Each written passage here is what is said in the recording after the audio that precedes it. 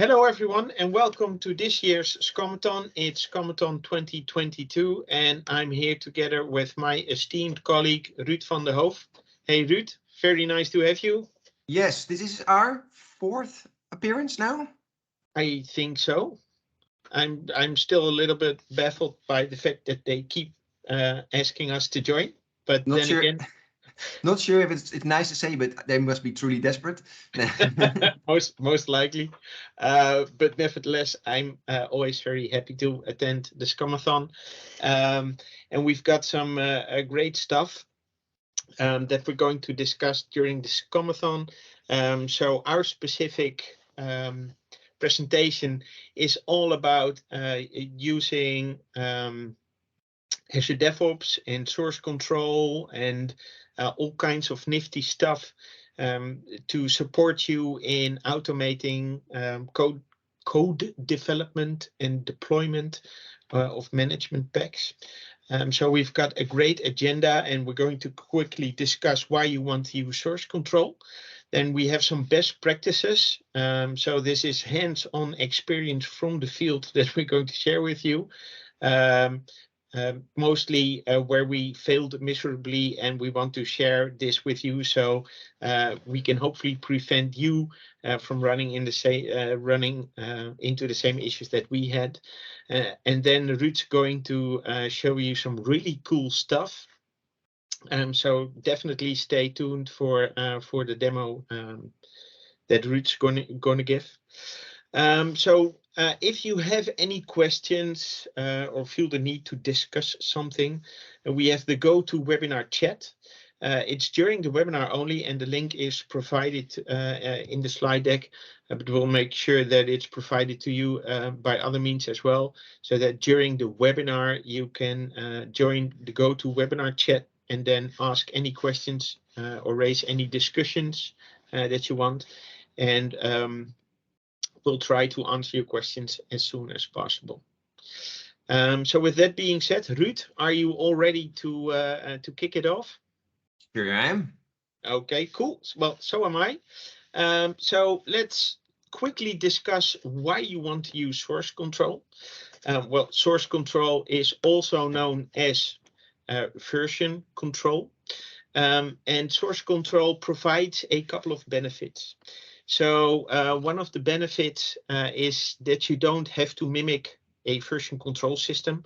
So I guess some of you, or maybe all of you, can relate to finding it very difficult to maintain different versions of any code, in this specific scenario, management pack code, on your local system. So you would probably have a folder structure with different versions of your management pack as you progress with the development of your management pack. So one of the things that source control takes out of your hands is the versioning. So that's one wheel that you don't have to reinvent. Then another wheel you probably don't have to reinvent is providing a backup mechanism, so that in case your local hard drive fails, you still have a recent and valid backup. You might already have configured something like a share where you can back up your code to, or actually work from that location, which probably is also accessible to your colleagues. But then if you want to introduce external users that want to participate on your management pack development, it can be quite hard to provide them access to the share within your local network without having to compromise security. So this is where source control comes in as well. It doesn't only provide versioning control and the sort of a backup mechanism. It also allows you to easily work on your management pack project with multiple developers, whether they're in your organization, whether they're external to your organization. So using this, using source control, you can easily allow multiple developers to work on the same code base. Sergio, sorry to interrupt you here, but you're talking about backups, but say on shares, and the share has been backed up, let's say every night. So that's not really a reason to use, for example, things like DevOps. So is there any reason why why this is better? Well, thanks for your good question, Ruud. As always, you think of good questions that surprise me. So no, it's a very valid question. And then you have a valid point. Shares are probably backed up every night, but then if you want to do a restore, because your code got corrupted somehow, you would need to reach out to the one that has made the backup and then make sure that a restore is made. And then hopefully they can restore the most valid version. And then you would probably have your data restored in a fashionable manner. But then again, you would still have to do something with versioning. So that's not necessarily included in using a share as means of providing your code to others and making sure that it's backed up. So you would still need to think of version control. So that would probably be something like incremental backups, which might introduce an additional administrative load on the backup administrator, who doesn't probably want to take care of that. So then we would need a way to figure out for you to make incremental backups. So when using source control, it's basically the complete package provided in one. Makes any sense? Definitely. Cool.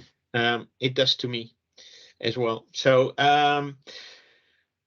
another question I can see you thinking is, but I'm a single developer. So how do I benefit from this? Well, one of the things is you would still have the benefit of having version control and a backup mechanism in place, and as a part of having a mature development process and anticipate on further growth, you already have means to make your project accessible to others without compromising on security. And also you would still have the luxury of using the history with regards to all the commits you made, so that when you suddenly get in that scenario where you had some perfect code and now all of a sudden it's garbage, you can just use that history to go back in time and start from a specific moment where the code was still good and then continue from there. But there's something to add here, of course. It doesn't become garbage out of nothing. It's usually because you screw up yourself. And that's, I can tell at least from real life experience, that I've replaced excellent code with some absolute garbage because I thought it would be absolutely better. Yeah. Turns out to be absolute shit. Yeah. But very then, recognizable. Yeah. especially the situation where you're working on a share and you've just didn't know exactly what you did anymore. You didn't took any things like copy paste or anything, put the perfectly code somewhere else. Yeah. You're screwed. So Definitely. definitely this part is I think for a lot of people relatable. We all screwed up. Yeah. Or blame it on a colleague, but especially of course in this situation where we're talking about single developers, it is still a very, very, very good use case to start using things like Azure DevOps, Github, or any other tool for this to ensure that you have some history on it. Yeah. Because definitely. And especially when I'm a single developer, I always blame my alter ego to be that colleague that screwed it up. But I often run into it when I want to optimize my PowerShell code, and then all of a sudden the results differ from a while back, and then it takes me a very long time to refer to that old scenario, or that place in time where everything was still good. And I usually end up just throwing away the entire PowerShell script and start from scratch, which will put me back a day or two. So that being said, if you take a look at source control, Then for our specific scenario for this presentation, we are using Azure DevOps. And if I'm not looking into the camera, it's because I'm looking at my second screen. So I know where to click. So not sure if you're very familiar with Azure DevOps. It provides a couple of things for me. So overview and boards is always something that's very handy, very usable. Specifically, if you look at your boards, you can create individual tasks for all contributors or all participants to your product to make sure that you have a history of who worked on what. So for now, we're just going to zoom in on the repositories and the pipelines. So this is the repository, basically. This is where we have all our code. And as you can see from my local environment, if I do a get child item, the folder is empty. So here's Windows Explorer to prove that it's empty.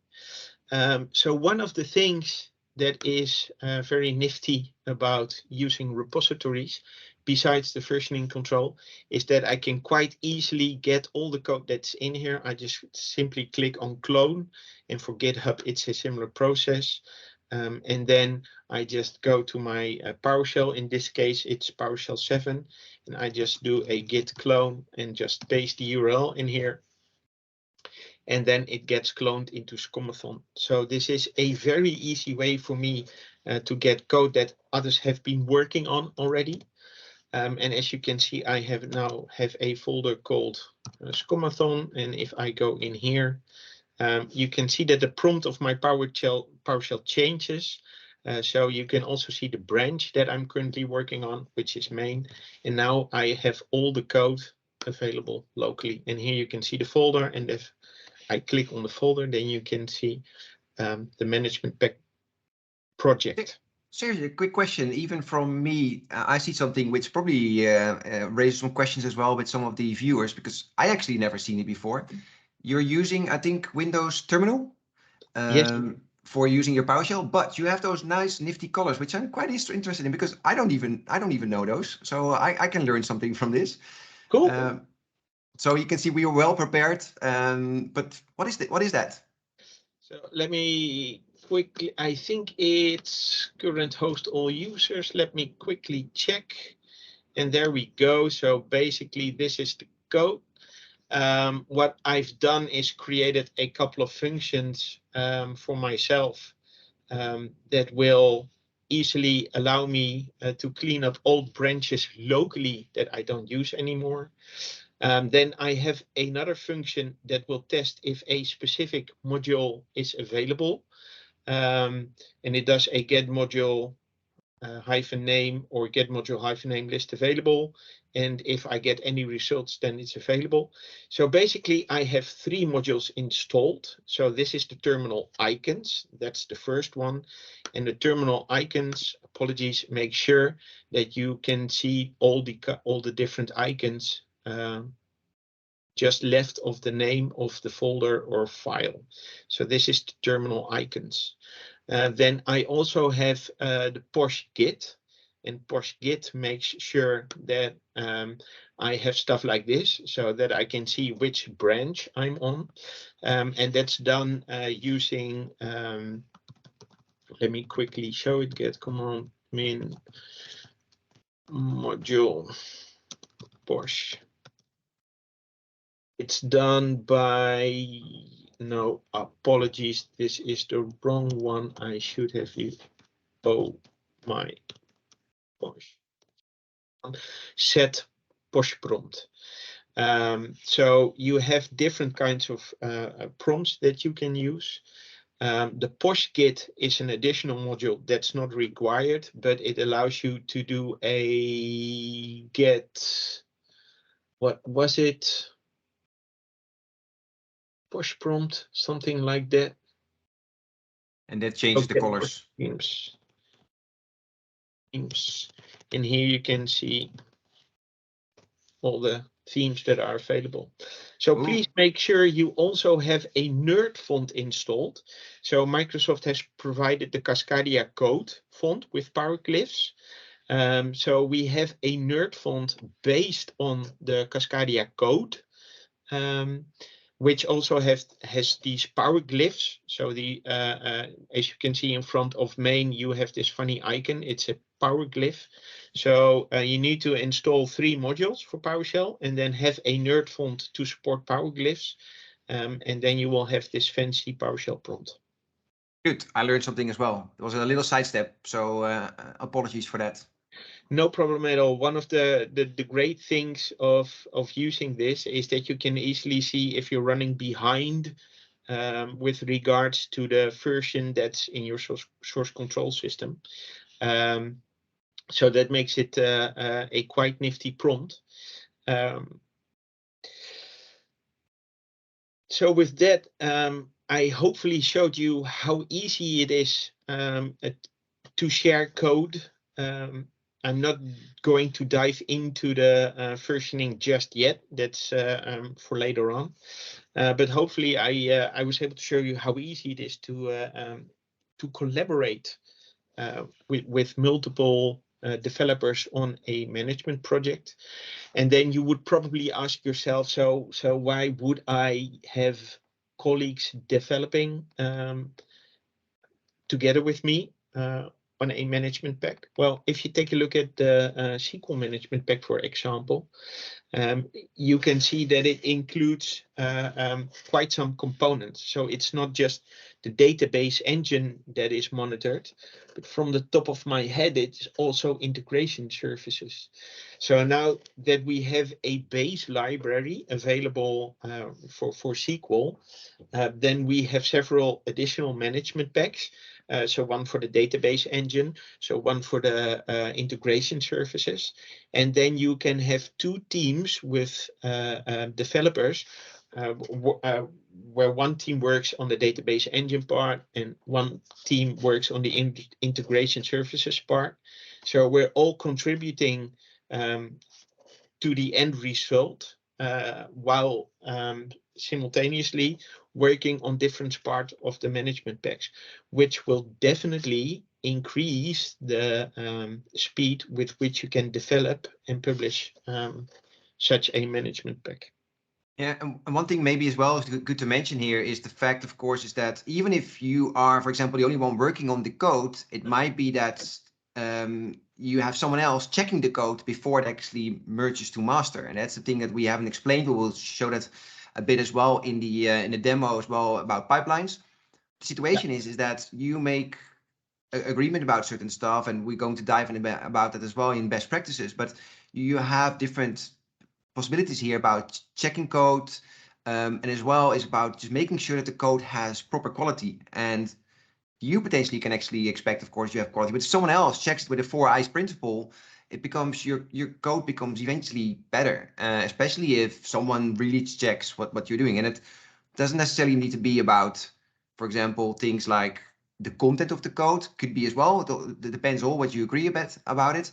But eventually, if someone checks the code and you know that someone is going to check your code is going to be better. And that eventually is going to be, that's going to mature your process. Most definitely. And it will not only mature your process, it will also make sure that you have a stable and really reliable management pack with code that doesn't harm your system, but actually improves the monitoring in our specific scenario where we are developing management packs for SCOM. So thank you for that great addition, Ruud. I totally agree with you. So let's dive into that a little bit more. Before I do so, I think you fully agree that we want to emphasize on some best practices.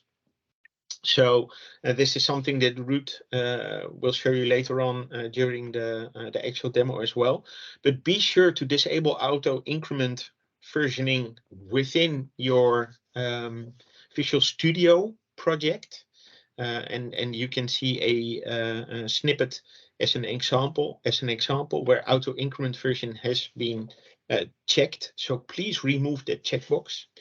And make sure that you store references in the same location. So, for example, if you're going to install the Visual Studio authoring tools, agree on that you all install either the x86 or the x64 version, because the locations differ. So if one is using the x86 and the other is using x64, then you will have different locations for the references.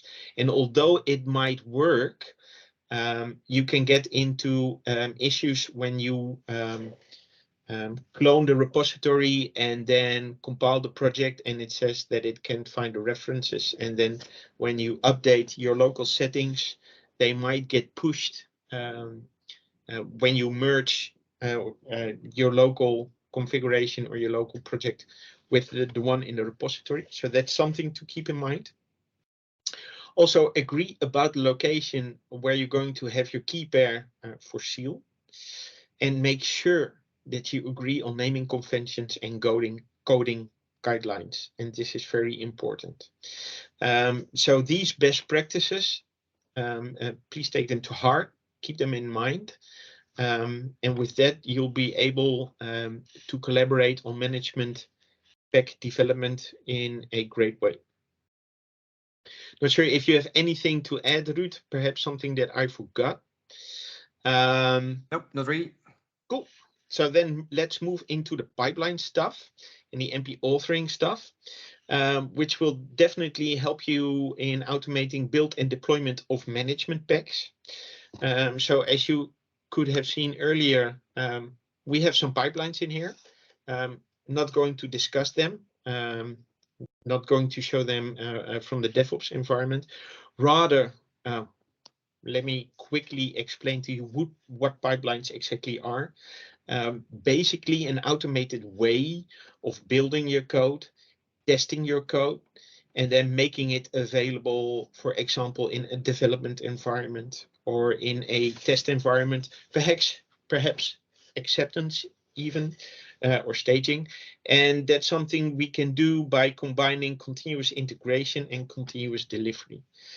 So I'm not sure if you are already familiar with those terms. So let me quickly summarize what continuous integration and continuous delivery means. So CI, continuous integration, is the practice of automating the merging and testing of code, which is what Ruud will show you in a minute.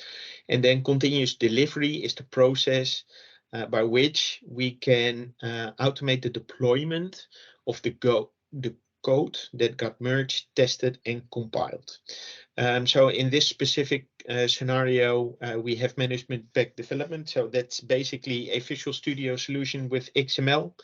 And using continuous integration and continuous delivery, we can make sure that our code passes all the tests, successfully compiles into a management pack binary, and have that management pack binary deployed to the test environment and later on to the staging environment, all the way up until production.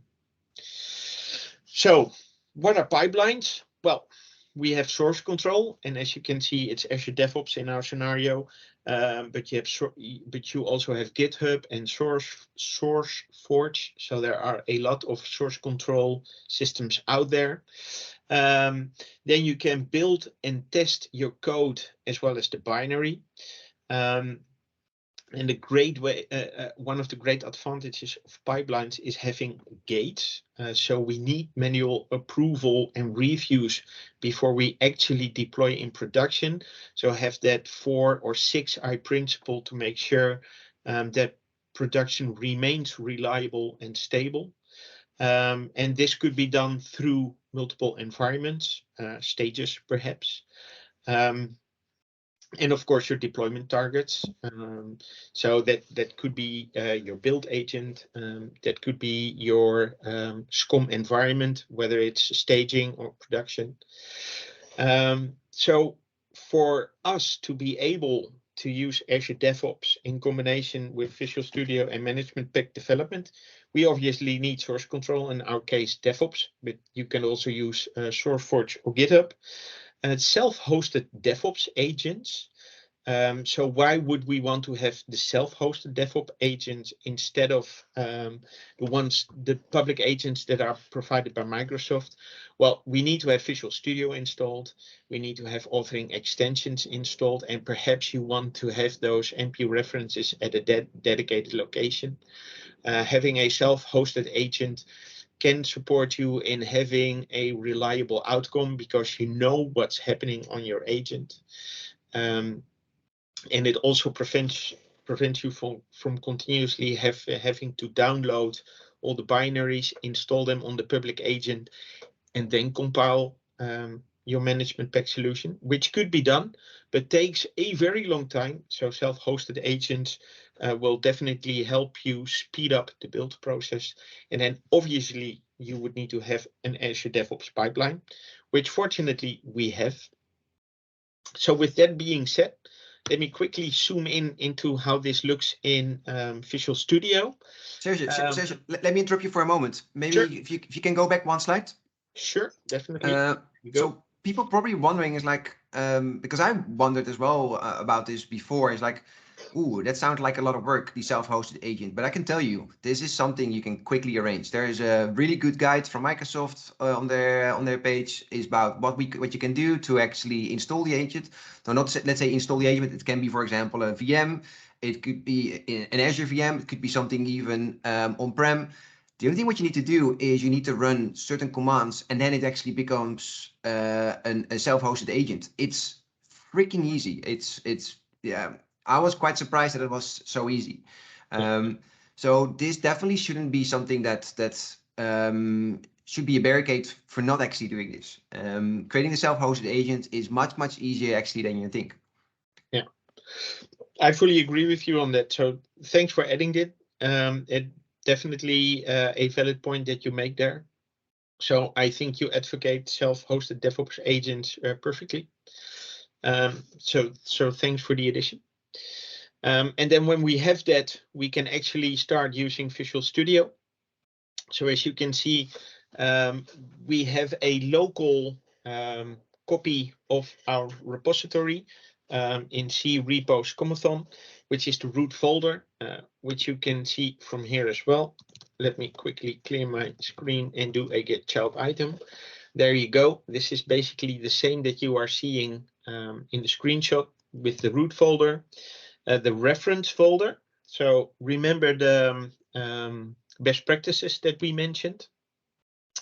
So additional resources folder in our scenario, we use it for the pipeline, and then we have the management pack and pipeline root folder with the management pack folder where the actual management pack, so the XML code is located, and then we have the pipeline YAML code, which is the pipeline definition, and then we have the test folder where we configure the test and store the results of the tests, for example.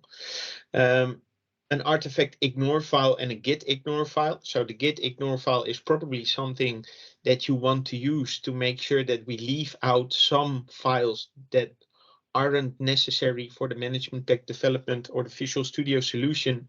So we don't need to continuously sync those specific files with the repository. And then the DevOps agent pipeline. And with that being said, I would really like to hand the floor to Ruud for an awesome demo that he's got lined up. So Ruud, the floor is yours. Yes, I'm sharing my screen right now. So let's dive in a bit about the pipeline itself. And we have a number of pipelines, but I will show first with one of the pipelines that we actually use for the management pack itself. So pipeline is all built around a YAML file, and the YAML file, it's first you see it might be a bit daunting, but eventually it's quite easy to read. So we give it a name called, in this case, SCOM Authoring. we including certain triggers, meaning is what triggers actually this pipeline to run. And here we're saying if there's a change in the SCOM Authoring 2020 file, or in the test, let's say directory, but we're excluding, for example, anything that changes in the bin folder. But here we're going to have some variables, and here you can see, for example, okay, we have an artifact name, not really important for now. We got the SCOM Authoring 2020. We have a pool name, and here you see the first variables that we're going to use later on. And you can see, for example, hey, we've got a dev SCOM server and we've got a prod SCOM server. So here we have the first configuration that tells us something about, okay, this might be, for example, things that we can use for deployment. Then we're going into the different stages. And what you can see here, we have a prepare stage. In this case, actually, is we are combining some information and sending information actually into for files that we need later. And that's what we call artifacts. Then we're going into a development stage. And here you can see is we call it build management pack debug. We have display name here, we call it development. And this is something you will see later as well when we're actually going to show the actual pipeline. And here we have a variable, and the variable here is called debug. I don't know if you can recall, but in Visual Studio, when you have a management pack, you have two options there. You can actually choose debug and release. Probably you all, and my guess would be that you always use, for example, just debug. If you build a management pack, you always go to the bin debug folder, and from there you get the MP file. But you actually have different options there. You have the debug and you have the release. And here we take use of that. So what we're going to do is we're going to actually use the debug variables for this part to do development, and we're going to use release for production. The reason why we do that, because you theoretically are able to use actually, for example, things like different key files as well, because you can say, for example, as well, is that the debug one is not actually sealed, and you can say release is actually sealed, but you can also use different key files actually to seal the management packs. That might be applicable to your case. And here we're using a pipeline template. Why are we using a pipeline template? It's similar what you can see, for example, with a function in PowerShell. It is just because we don't want the same code having for every specific stage, because eventually you're going to use the same thing. It's just a kind of a function with parameters there, and you're going to send parameter values to it. Similar what you do here as well. And here what we have is that actual template file. And here we're starting with parameter configuration. And here we are actually doing the management pack build. This is the part, the task that is responsible for doing the build. Similar what you do usually with a build in Visual Studio, only in this case, the Azure DevOps agent does it for you. And here what we can do is we can actually do all kind of post-processing scripts. And here it becomes interesting, because you probably wonder yourself, is like, yes, nice, you've got a pipeline, it builds a management pack, but I can do that easily from Visual Studio itself. But Visual Studio, the only thing what it can actually do, it can potentially import management packs into your environment. But if you want to do all post-processing could be, for example, it kind of actually is everything what's limited by your fantasy and by potentially your coding quality or your coding knowledge. But eventually it's everything what you want to do afterwards. That could be here, for example, importing management packs could be one step. It could be testing your management packs. It could be sending the management packs to a specific folder. It could be anything. But the things that I mentioned right now, that's the part that we actually going to show here as well into the pipeline. And here you can see is, yeah, we're just having a task, a PowerShell task that would import a management pack. Before we go into the demo, just wanted to show you some use cases actually for the pipelines. And already, mentioned them already. We can have, for example, different environments. So we can have, for example, a dev, test, and prod, and we can also do the build and the deployment to these environments. And of course, we can take use of all the good things that we already discussed, for example, into the part about source control. So we can have gates there. and even like, let's say, for example, 4i principle to ensure that eventually when we arrive in prod, we have good quality code and hopefully also working code. We can actually use it for the testing of MP workflows. For example, what you can do is a situation where you want to ensure that a specific monitor just continues to work is build in a process. Just a very simple example is the moment that a management pack is imported, for example, in dev, what it will do, it will stop a service on a specific machine, and it will actually determine if that monitor is still raising an alert. That's something you can actually do with testing. But also you can use this, and this is a very good use case, for example, to do a secure signing key. What you can do, you can store for example, the key files in things like in a storage account in Azure, and you can make sure that only the pipeline is allowed actually to get to that to the key file. That means is that the key file, especially if you are working in a larger organization, that key file just doesn't wander around and becomes a potential security threat. Because you can imagine if that the signing key of Microsoft becomes available to the public, I can create a management pack which has the same name as, for example, the Windows operating management pack, and then sign it with that and distribute it. And I can just even update management pack. So these are things that you can make sure that the signing keys becomes a more secure situation. And of course, like mentioned already, the post-processing scripts, definitely something important. And again, this is kind of a deja vu. It's as well for pipelining is you are sticking into the same situation where with the source control, make sure to follow the best practices there, because these apply here as well. There are some more best practices, but those are more about, for example, the things about 4i principle, but these apply as well to source control.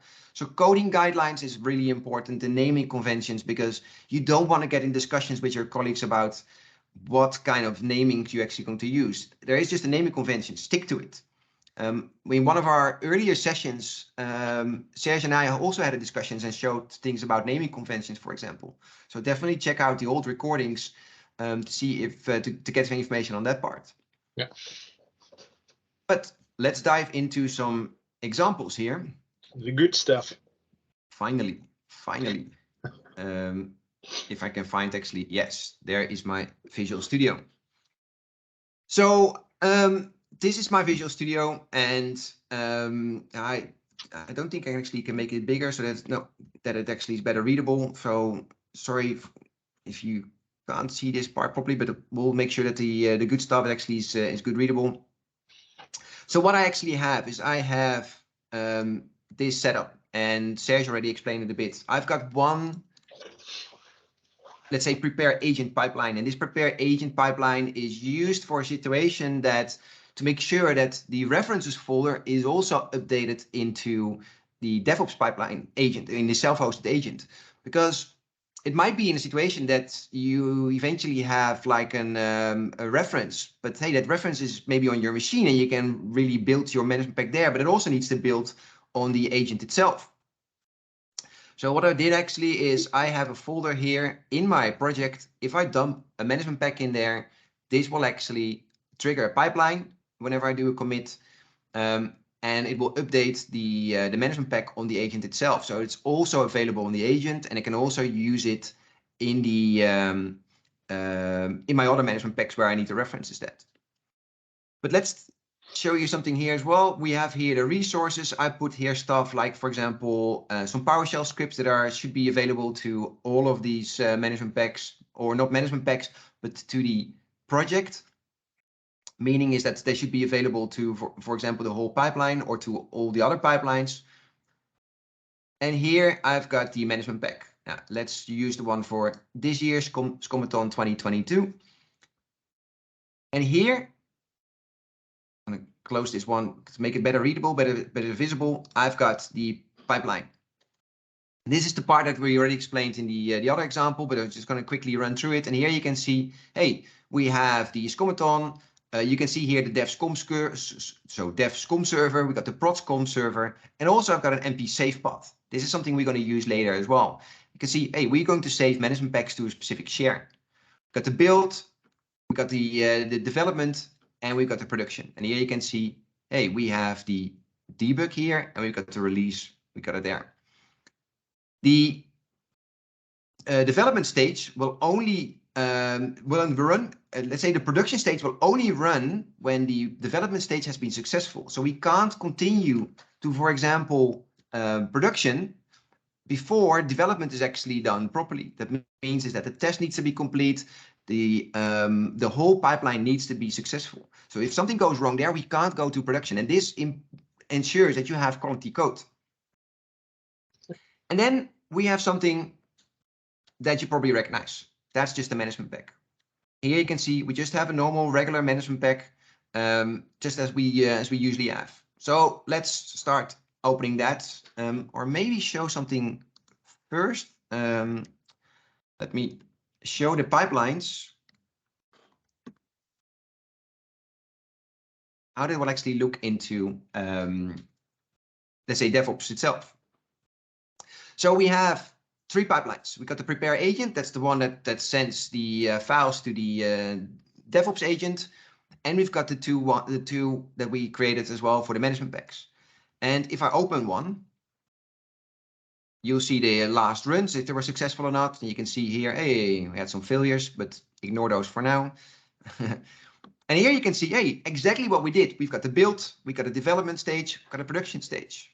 Can even click on this. And then we can see all the details as well. And here you can see, hey, we have the different items in here. And I'm going to show you those. So here you can see we got the build itself. This will actually seal the management pack, build the management pack, seal the management pack. Got an import of management packs, copy management packs to a share, unit test, validate test even, and publish test. But let's see this in action. So I'm going to open the SCOM Authoring 2022.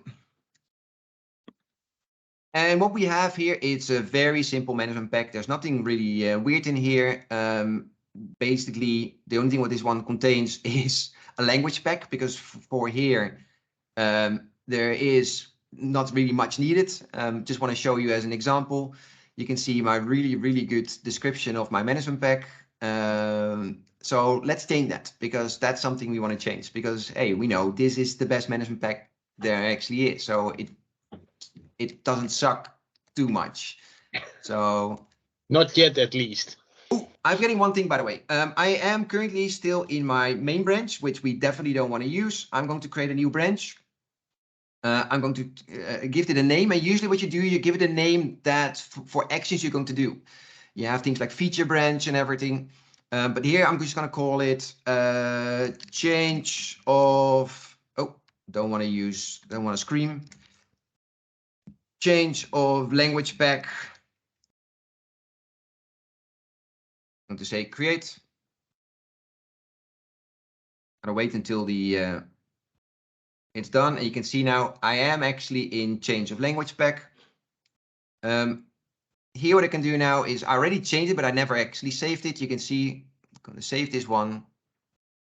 Theoretically, what I can do is I can just run like normal. I can just do a build solution, but hey, we're going to let this done by the DevOps agent. If we go now to hit changes, you'll see here that we have changes here. The only change what we have is actually the ENU file. Now, gonna give it a commit message, change description of management pack. Now, what we can do here, I can say commit all. I can say commit all and push. Wait until that one is done.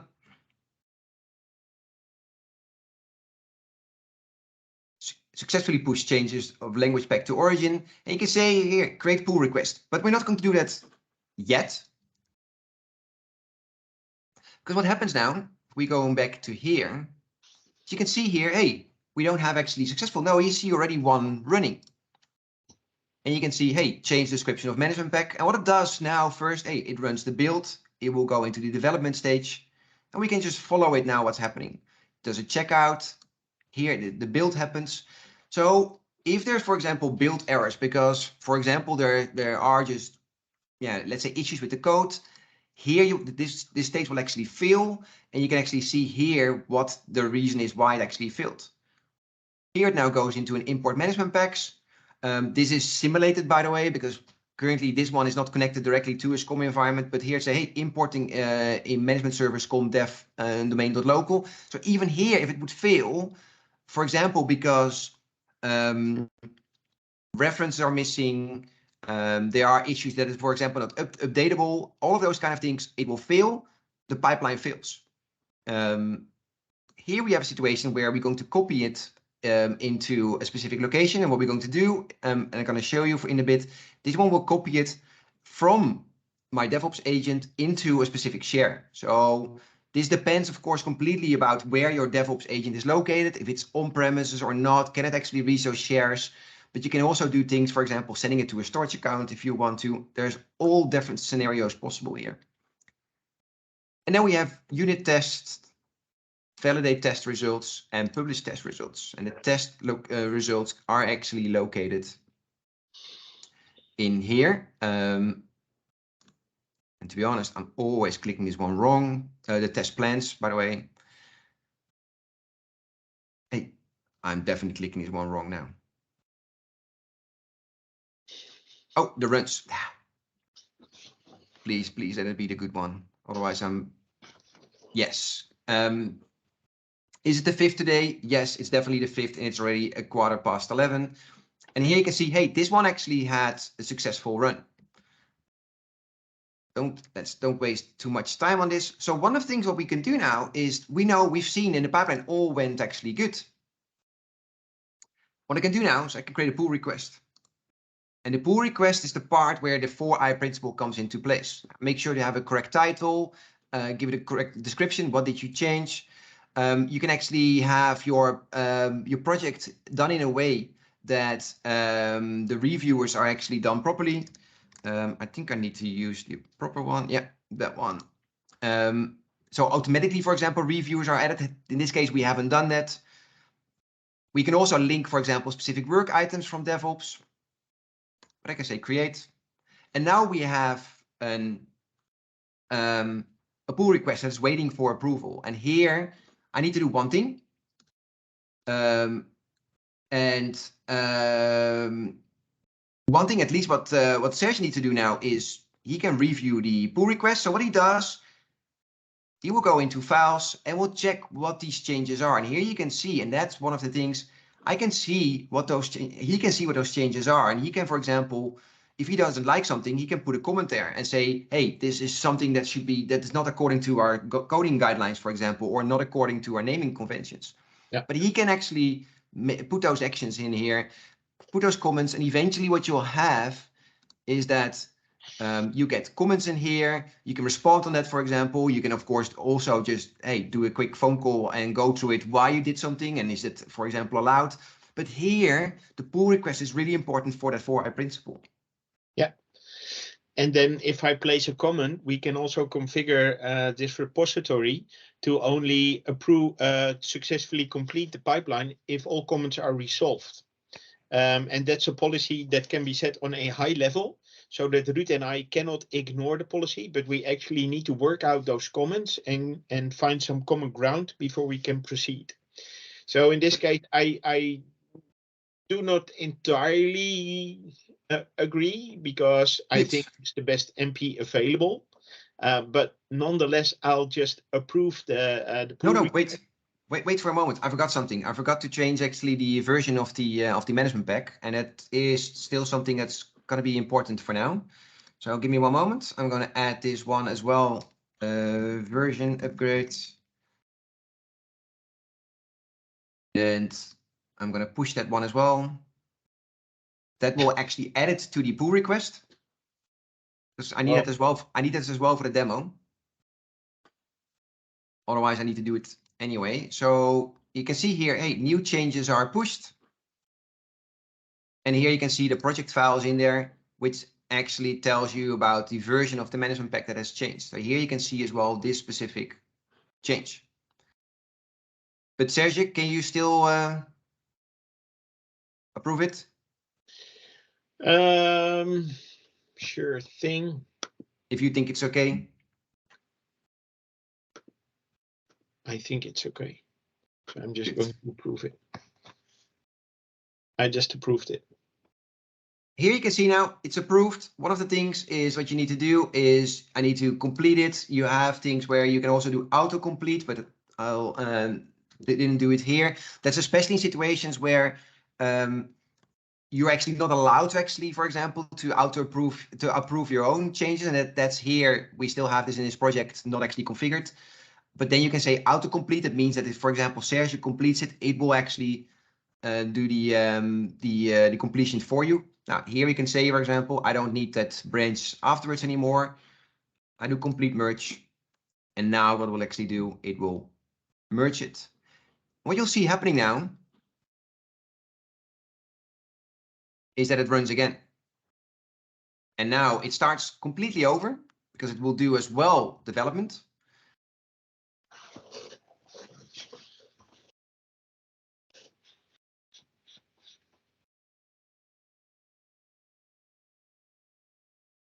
So you see here, it will go into it, import the management packs, copy the management packs, unit test.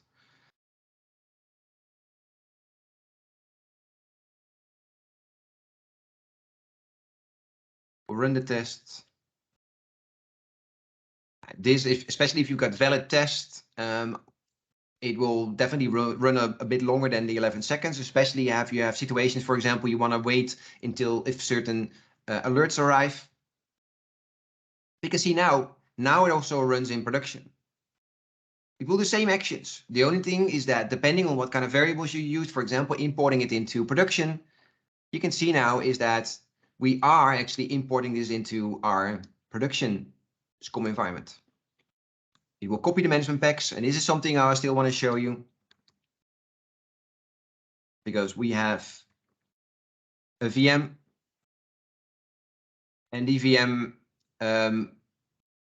holds the share. And you can see here we have two locations, debug and release. Now, if I, for example, go to debug and we were changing the SCOM 2020 location, you can see, hey, this is the version that actually changed. So version 1.00.2. This also matches the time that we're in right now.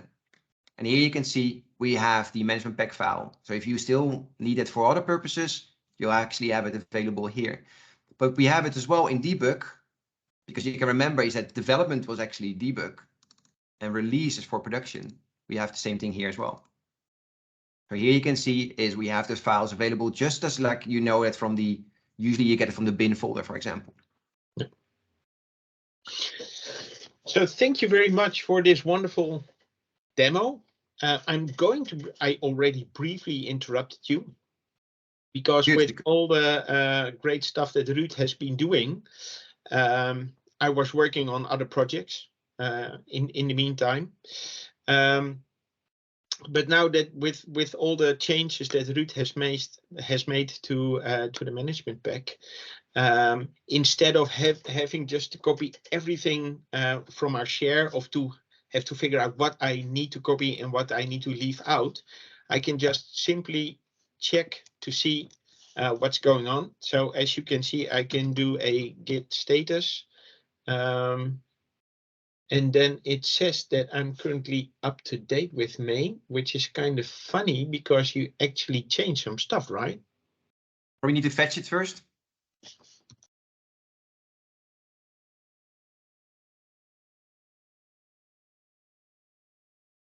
And there you go. I did a git pull. And as you can see, the language packs /inu npx changed. So now if I would take notepad for SCOMathon 2022, SCOMathon language packs inu.npx, and I would put it in here, you can see that the description has changed. So the best part is that I don't have to figure out what I need to copy and what I don't need to copy. I just do a git pull, and then I'm fully up to par with everything that Ruud changed. And with that being said, I think we have arrived at the question and answers. So gentle people, please start your questions.